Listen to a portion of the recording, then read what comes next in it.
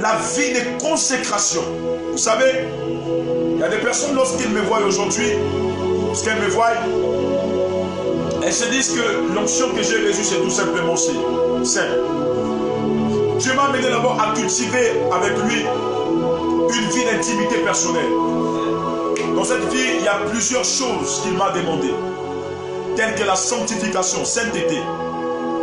Et quand je parle de sanctification, je ne prêche pas d'un domaine.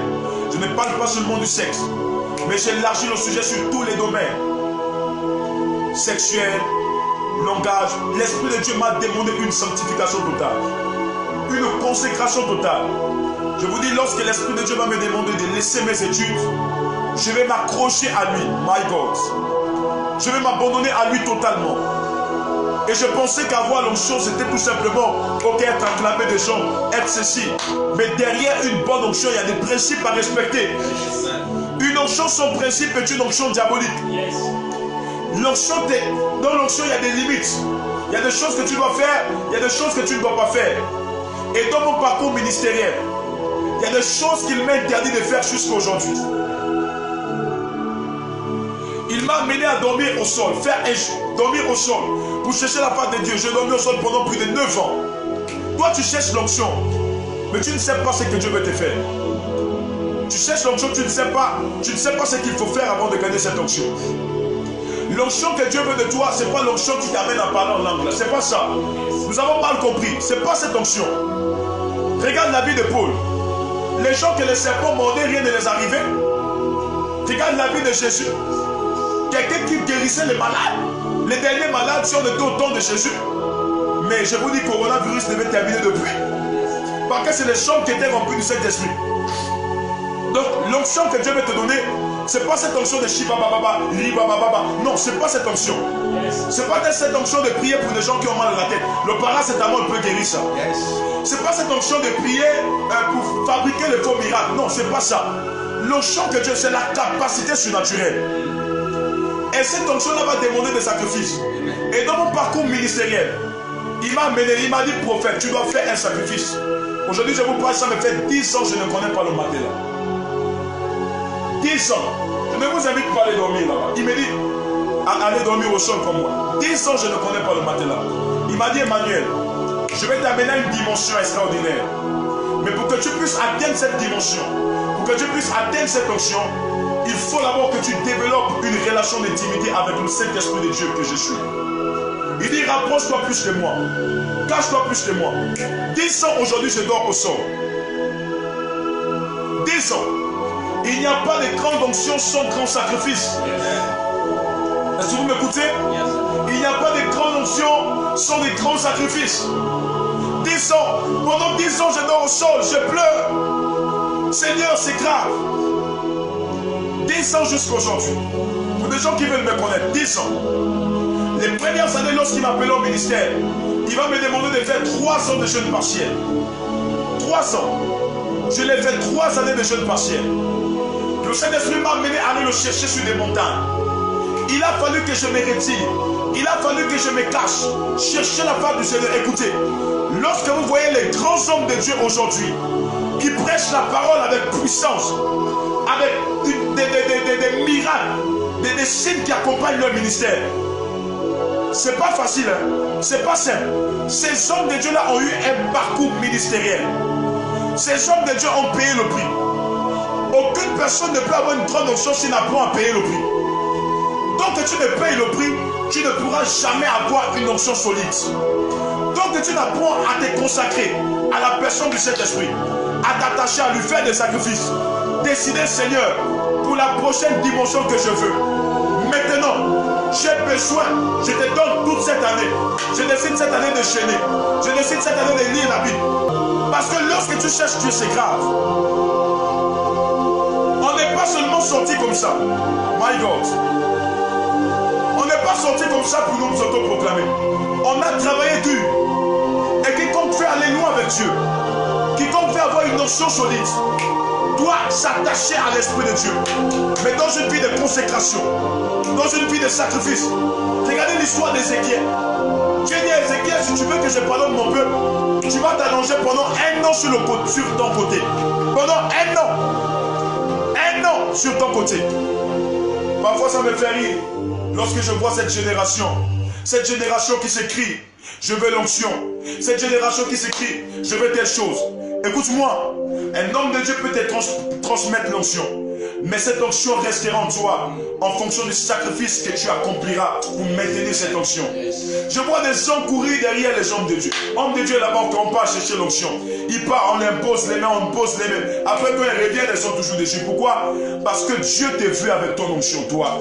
Dieu, le Saint-Esprit te veut. Parce que l'onction aussi se caractérise par l'intimité que nous avons pour le Saint-Esprit. Il a besoin que tu aies ton onction. Toi, l'onction qu'il va développer en toi. L'onction qu'un homme de Dieu va te transférer, c'est pour te booster à chercher quelque chose, à chercher le plan de Dieu pour toi. Mais l'onction de ta vie t'amène à accomplir les desseins de Dieu pour toi. C'est pourquoi tu as besoin de comprendre que le sacrifice avec Dieu est très nécessaire pour avoir un ministère puissant. Pour que tu sois une grande dame, ne passe pas seulement le temps à admirer les grandes dames sur Facebook. Ne passe pas seulement le temps à partager leurs photos sur Facebook. C'est bien, mais commence à te retirer dans la chambre. Cette génération est une génération qui ne cherche plus Dieu.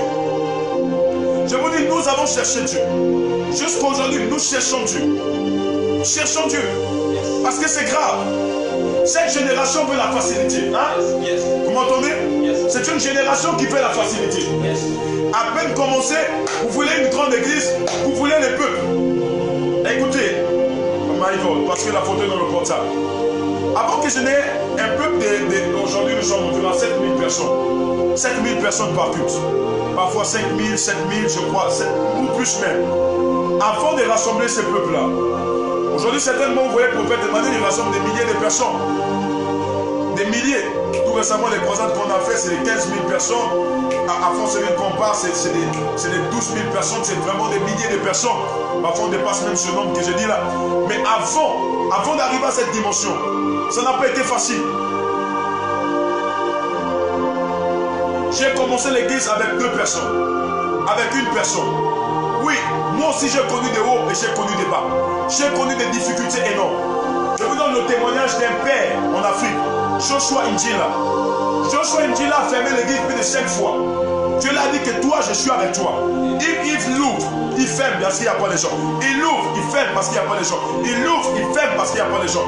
Les gens se disent que l'onction se développe en fonction de la croissance en nombre de notre assemblée.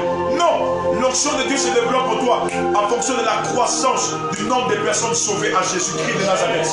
C'est pourquoi une onction qui presse pour se faire voir, une onction qui presse pour élever juste les miracles, mais qui ne choque pas, est une onction qui finira par s'arrêter demain et après-demain. Dieu quittera sur ta tête comme il a fait avec Saül. Il quittera, il enlèvera sa nuée sur toi. Il ira choisir quelqu'un que tu ne connais pas, quelqu'un qui est assis au fond de l'assemblée. Il posera son esprit sur cette personne et cette personne servira le Seigneur Jésus-Christ de Nazareth. Nous avons fait des sacrifices énormes, des sacrifices extraordinaires. L'onction.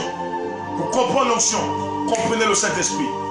Et pour comprendre le Saint-Esprit, faites des sacrifices. Approchez-vous de lui.